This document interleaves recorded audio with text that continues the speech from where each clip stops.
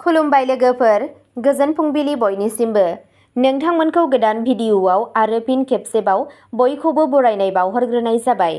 आं दिनै नोंथांमोननि सिगाङाव 11 आगस्ट 2025 मायथाइ एबा 25 सावन दान 1432 मायथाइनि सानसेनि फानजामुथिखौ फरायथिनो लादों। आसा खालामो नोंथांमोनहा भिडिअ'खौ नायना मोजां मोनगोन।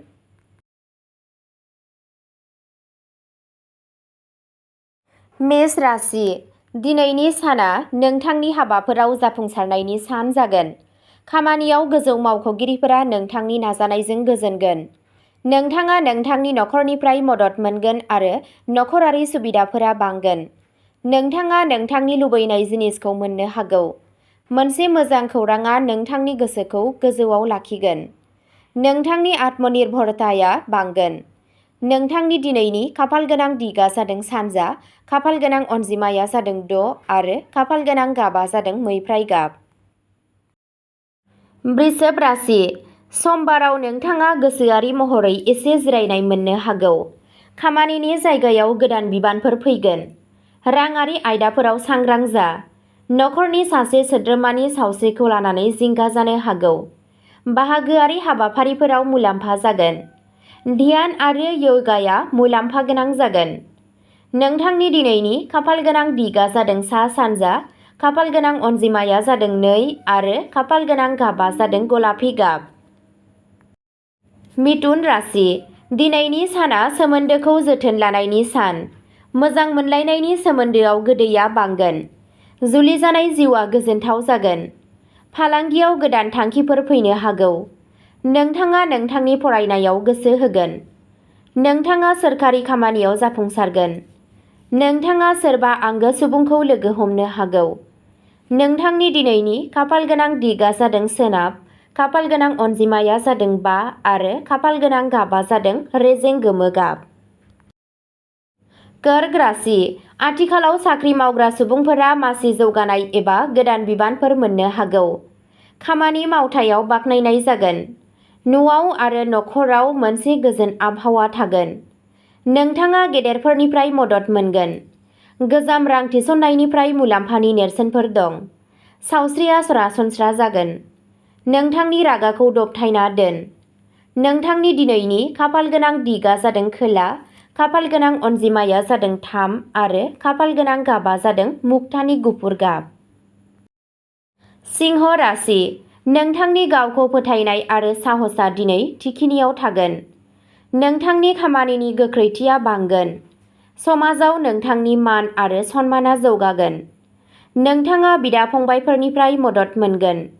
गोदान सानस्रिफोरनिफ्राय नोंथाङा मुलाम्फा मोनगोन। राजखान्थि एबा समाजारि हाबायाव जाफुंसारनाया जाथावना। सावस्रिया मोजां जागोन।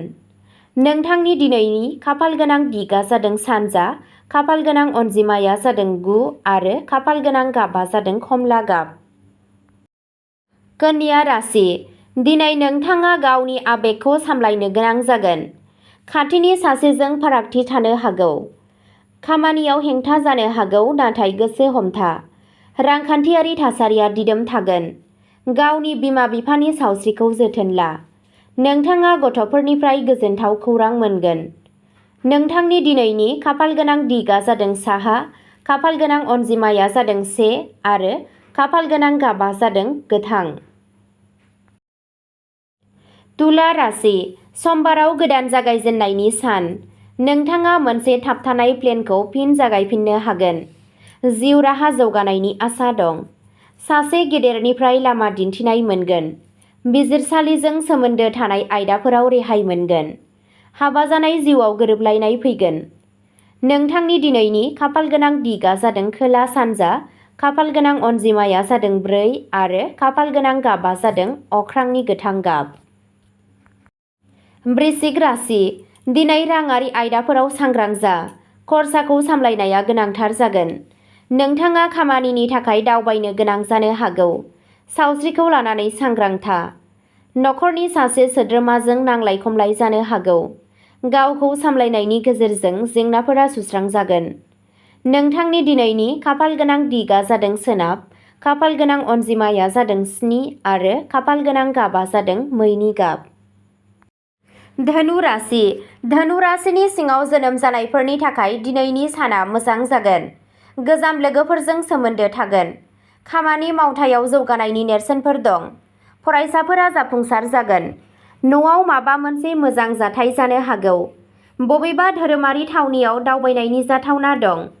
नोंथांनि दिनैनि खाफाल गोनां दिगा जादों सा सोनाब, खाफाल गोनां अनजिमाया जादों 6 आरो खाफाल गोनां गाबा जादों फान्थाव गाब। मकर राशि। मकर राशिनि सुबुंफोरनि थाखाय साना एसे जुजिनो हागौ। खामानिनि जायगायाव सांग्रां थानाया गोनां। साननानै थिरांथाफोर ला। गावनि जिउ लोगोरिजों सम हगार। नखरारि दावराव दावसिनिफ्राय गोजानाव था। गारि सालायनाय समाव सांग्रां जा। नोंथांनि दिनैनि खाफाल गोनां दिगा जादों खोला, खाफाल गोनां अनजिमाया जादों 2 आरो खाफाल गोनां गाबा जादों सिलरनि गाब। कुम्भ राशि। दिनै नोंथाङा नोंथांनि सानस्रिफोराव रोखा मोनगोन। नोंथाङा गोदान बिथांखिफोराव खामानि मावजेननो हागौ। बाहागोआरि मावथांखिफोराव मुलाम्फा जागोन। जुलि जानाय जिउआव गोदै थागोन। फरायसाफोरा बादायलायनायाव जाफुंसार जानो हागौ। नखराव अननाय आरो हेफाजाब होलायनाया गोहोम गोग्लैगोन। नोंथांनि दिनैनि खाफाल गोनां दिगा जादों सानजा, खाफाल गोनां अनजिमाया जादों 8 आरो खाफाल गोनां गाबा जादों गोथां गाब। मीन राशि। दिनै मीन राशिनि सुबुंफोरनि थाखाय राङारि मुलाम्फानि इसारा होदों। फालांगियाव जाफुंसारगोन। समाजारि थामान आरो सनमाना बांगोन। मोजां मोनलायनाय जिउआव गोदान गोहोआ बोहैगोन। सोरनिफ्रायबा अनथोब मोननो हागौ। सावस्रिया मोजां थागोन। नोंथांनि दिनैनि खाफाल गोनां दिगा जादों सा सानजा, खाफाल गोनां अनजिमाया जादों 5 आरो खाफाल गोनां गाबा जादों गोमो गाब। अब्ला दिनैनि भिडिअ'आ एसेनोसै। नोंथांमोनहा जुदि सानफ्रोमबो फुंबिलि समाव बेबादिनो फानजामुथि नायनानै मोजां मोनोब्ला सानफ्रोमबोनि फानजामुथिनि आपडेट मोननो थाखाय चेनेलखौ साबस्क्राइब खालामनानै लादो आरो भिडिअ'खौ मोजां मोनदोंब्ला अन्नानै लाइक, शेयार आरो कमेन्टबो खालामनानै होलांब्लानो जाबाय। गोजोन्थों।